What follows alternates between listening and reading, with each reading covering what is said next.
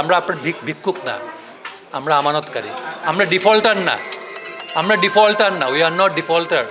আমরা আমরা ইনভেস্টর। আমার মতো অনেকে আছেন যারা বহু বছর ধরে এই প্রতিষ্ঠানে আর্থিক বিনিয়োগ করেছেন এবং সেই অর্থ সম্পূর্ণভাবে কর পরিশোধিত এবং সেই অর্থ হালাল উপায়ে রুজি করা। কেন বাংলাদেশ ব্যাংক তার দায় স্বীকার করবে না? কেন সেই সব কর্মচারীদের বিচার হবে না? এগুলোর কোনো উত্তর নাই। কিন্তু আমি যদি এনবিএফআই টাকা রাখি, পিপলস লিজিং, শুনি যে কালকে আমার টাকাটা পাওয়া যাবে না, তাহলে আমি তো আর রাখবো না সেইখানে টাকা। আস্থাটা কোথায় থাকে? মানুষ বালিশের তলায় এখন টাকা রাখবে। আমি তো প্রফেসর, আমার টাকা ছিল ওখানে, আরও ডান্সার, 21শে পদক পাওয়া ব্যক্তি, অনেক মানুষের টাকা আছে এখানটাতে। এমন কেউ নেই যে তার এটা একটা চলিত, যেমন ব্যাংকে আমরা রাখি সেরকম এনবিএফআইও একটা গভর্নমেন্টের প্রকল্প ছিল বাংলাদেশ ব্যাংকের। ব্যাংক ছাড়াও বাংলাদেশে কতগুলো প্রতিষ্ঠান আছে, বাংলাদেশ ব্যাংকই সেটাকে সাপোর্ট করে এবং সেটাকে বলে non banking financial institution, NBFI. সেখানে ব্যাংকে যদি ধরেন 6% মুনাফা দেয়, সেগুলোতে 12% দেয়, 14% দেয়, 15% দেয়। তুমি যদি 5 বছর 7 বছরের জন্য টাকাটা রাখো, তাহলে তোমাকে ভালো একটা মুনাফা দেয়। তো অনেকেই সেটা মনে করে যে আমি যদি এখানে রাখি তাহলে আমার বৃদ্ধ বয়সে হয়তো আমার চিকিৎসার জন্য লাগবে, কিংবা একটা বাড়ি বানাবো, সেটার জন্য আমি একটা বড় অ্যামাউন্ট তুলে নেব। অনেক মানুষ যে শুনতে পেলেন 2000টা সংসার, তাদেরকে 10 দিয়ে গুণ দেন, তাদের পরিবারে যদি বাবা মা ভাই বোন ছেলে মেয়ে সব থাকে, এতগুলো মানুষের স্বপ্ন এখানে চুরমার হয়ে গেছে। একটা আর্থিক প্রতিষ্ঠান 7 বছর আগেই ধ্বংস হয়ে গেছে, যেখানে আমার চাচা মুস্তফা জামান আব্বাসী এবং ওনার স্ত্রী আসমা আব্বাসী, তাদের টাকা ছিল এবং আমার পরিবারের অন্যান্য মেম্বারদেরও টাকা ছিল। সবাই ওখানে রাখে যে বুড়ো বয়সটা আমি ওখান থেকে অর্থটা আসবে, আমি সংসারের যে খরচগুলো আছে, গ্যাস বিল, ইলেকট্রিক বিল, বিনা চিকিৎসায় ওনারা মারা গেছেন। এরকম আমরা অনেক কষ্ট করে তখন নিজেরা টাকার সংকলন করেছি, জোগাড় করেছি। এরকম প্রত্যেকটা পরিবারে হচ্ছে। এই যে 2000 পরিবার, এটা তো হিউম্যান রাইটস অ্যাবিউজ হচ্ছে। কারণ আমার টাকা আমি বাংলাদেশ ব্যাংককে বিশ্বাস করে তার কাছে দিয়েছি, তা ফেরতও দিচ্ছে না, সুদও দিচ্ছে না, খালি আসলে বলছে আমরা আর্থিক প্রতিষ্ঠান ধ্বংস হয়ে গেছে, আমরা এখন দিতে পারবো না। এখন আগের গভর্নর বলেছিল যে, আগের গভর্নর আহসান মনসুর, তিনি বলেছিল যে রোজার সময় টাকাটা ফেরত দেবে প্রত্যেকের। এখন বলছে যে জুলাই মাসে দেবে, কিন্তু জুলাই মাসেও দেবে কিনা সেরকম কোনো ইন্ডিকেশন আর পুনরায় আমাদেরকে ব্যক্ত করা হয়নি। তা আমরা দাবি করছি যে ভাই জুলাই মাসে আমাদের টাকাটা ফেরত দেন, আমাদেরকে ছুটি দিয়ে দেন। আর অনেক মানুষের অনেক দৈন্যদশা, সেটা এখানে উপস্থাপন করা হলো আজকের প্রেস ব্রিফিংয়ে। ডাক্তার, ইঞ্জিনিয়ার, অ্যাম্বাসেডর, বেশিরভাগ গভর্নমেন্ট সার্ভেন্ট।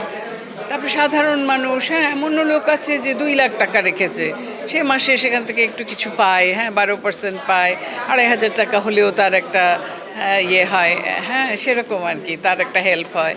তো আমি তো প্রফেসর, আমার টাকা ছিল ওখানে, আরও ডান্সার, 21শে পদক পাওয়া ব্যক্তি, অনেক মানুষের টাকা আছে এখানটাতে। এমন কেউ নেই যে তার এটা একটা চলিত, যেমন ব্যাংকে আমরা রাখি সেরকম এনবিএফআইও একটা গভর্নমেন্টের প্রকল্প ছিল বাংলাদেশ ব্যাংকের।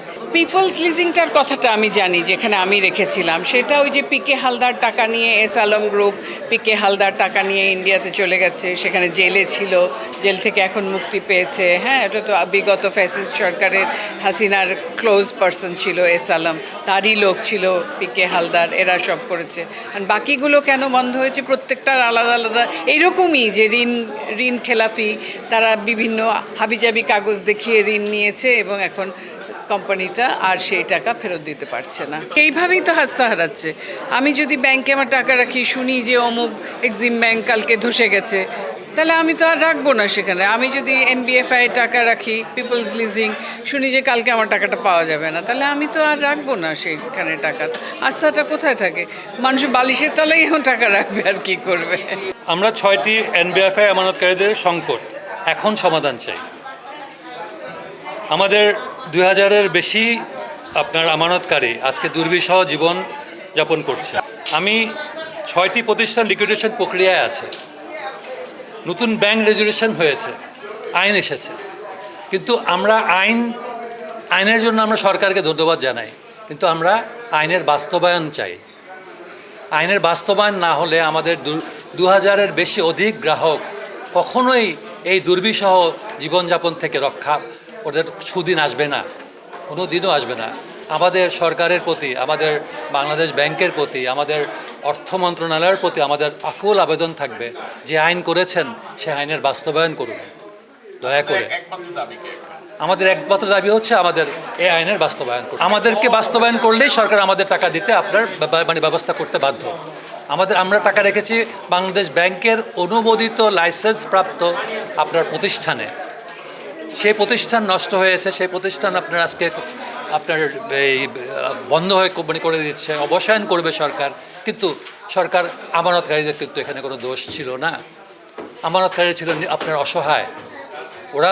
ওরা এই সমস্ত প্রতিষ্ঠানকে টাকা দিয়েছে কিছু লাভের আশায়, কিন্তু দেউলিয়া হওয়ার জন্য দেয়নি। কিন্তু বাংলাদেশ ব্যাংক এখান থেকে বেরিয়ে আসতে হবে, আমাদেরকে দেখতে হবে। আমি কিছু আপনার দাবি বলতেছি, আমরা আপনার ভিক্ষুক না, আমরা আমানতকারী। আমরা ডিফল্টার না, উই আর নট ডিফল্টার, আমরা ইনভেস্টর। তো আমাদের এই রেজুলেশনটা যেভাবে আপনার সরকার যেভাবে ব্যাংক এবং ব্যাংকের ক্ষেত্রে আপনার বিভিন্নভাবে প্রযোজ্য করবে, আমাদের এনবিআইএফআই ক্ষেত্রেও যেন আপনার একইভাবে আমাদেরকে দেখে এবং আমাদেরকে অতি দ্রুত সম্ভব আমাদের ব্যাপারটা সমাধান করেন। বিষয়টি হচ্ছে যে সরকার যখন কোনো আর্থিক প্রতিষ্ঠানকে অনুমোদন দেন এবং সেই আর্থিক প্রতিষ্ঠান বহুদিন ধরে অর্থবাজারে থাকে, তখন গ্রাহকরা সেটার উপর বিশ্বাস স্থাপন করবে। এবং আর্থিক প্রতিষ্ঠানের মালিকানা বদল হলে সরকার কিংবা আর্থিক প্রতিষ্ঠান গ্রাহকদেরকে জানায় না জানানোর ফলে সেই মালিক কারা হচ্ছেন এটা তো আমাদের পক্ষে জানা সম্ভব না। এই মালিকানা বদলের অনুমতিও সরকারই দেন এবং এই তদারকি করেন হচ্ছে সরকারের পক্ষ থেকে কেন্দ্রীয় ব্যাংক তদারকি করছেন। এই কথা জেনেই তো আমরা আর্থিক প্রতিষ্ঠানের উপর আস্থা স্থাপন করি। যদি কোনো আর্থিক প্রতিষ্ঠান অন্যায় অসাধুতা অবলম্বন করে এবং সেইখানে কেন্দ্রীয় ব্যাংকের কর্মচারীরা যুক্ত হয়ে যায়, যেটি ইন্টারন্যাশনাল লিজিংয়ের বেলায় হয়েছে, সেখানে এসকে সুর এবং আরও একজন কর্মকর্তার নাম যারা সাক্ষী দিয়েছেন তারা বলেছেন যে তারা নিয়মিত ঘুষ খেতেন এবং এই বিষয়গুলিকে ঢেকে রাখতেন। এরকম একটা প্রক্রিয়ার মধ্যে গ্রাহকদেরকে প্রতারণা করা হয়েছে এবং সেই প্রতারণায় কারা শিকার হয়েছেন? এখানে বহু মানুষ আছেন যারা তাদের পেনশনের টাকা রেখেছেন, প্রভিডেন্ট ফান্ড থেকে পাওয়া টাকা রেখেছেন, তারা তাদের সন্তানের জন্য সঞ্চয় করেছেন, তারা তাদের বৃদ্ধ মা বাবার চিকিৎসার জন্য অথবা মা বাবার জন্য সন্তান টাকা রেখে দিয়েছেন, যেখান থেকে লাভ পেলে পরে বাবা মা চলছিলেন। এখানে বহু মানুষ অর্থ রেখেছেন এবং এই অর্থগুলি কোনো গোপন অর্থ না, লুকিয়ে রাখা অর্থ না। এখানে যারা আছেন তারা কিন্তু এই অর্থ থেকে নিয়মিত কর পরিশোধ করেন, কারণ যখন মুনাফা প্রদান করা হয় তখন অগ্রিম আয়কর কেটে রাখা হয় এবং আয়কর দিয়ে এরা এখানে টাকাগুলি রেখেছেন। এরকম লোকরা যখন দেখলেন যে তারা প্রতারণার শিকার হয়েছেন এবং তাদের অর্থ ঋণের নামে বা খারাপ ঋণ দিয়ে এইগুলি তুলে নিয়ে যাওয়া হয়েছে এবং তারা তো সেটা জানতেন না। আমি স্পেশালি ইন্টারন্যাশনাল লিজিংয়ের কথা তো বলতেই পারি। এটার যে মালিকানা বদল হয়েছে সেখানে বহু বছর ধরে যারা টাকা রাখেন তারা তো জানতেন না এবং সেইখানে বাংলাদেশ ব্যাংক নিয়মিত অডিট করেছে। তারা কি দেখে নাই যে সেখান থেকে খারাপ ঋণ দেওয়া হচ্ছে, ভুয়া কোম্পানি ঋণ তুলে নিয়ে যাচ্ছে, অথবা পিকে হালদার এবং তার বান্ধবীদেরকে সেখানে বসিয়ে দিয়েছে? তারা তো সেটা জানতেন। জেনে শুনে তারা গ্রাহকদেরকে প্রতারিত হতে দিয়েছেন এবং এইটা একটা রাষ্ট্রযন্ত্র সহ মিলে তৈরি করা একটা চৌর্যবৃত্তি, যে চৌর্যবৃত্তির কারণে শত শত হাজার হাজার গ্রাহকরা বঞ্চিত হয়েছেন। সেইখানে আমার মতো অনেকে আছেন যারা বহু বছর ধরে এই প্রতিষ্ঠানে আর্থিক বিনিয়োগ করেছেন এবং সেই অর্থ সম্পূর্ণভাবে কর পরিশোধিত এবং সেই অর্থ হালাল উপায়ে রুজি করা এবং সেই অর্থ আমি যেমন রেখেছিলাম আমার বিশেষ শিশুর ভবিষ্যতের কথা চিন্তা করে, যে সব জমি জমা তো সে দেখতে পারবে না।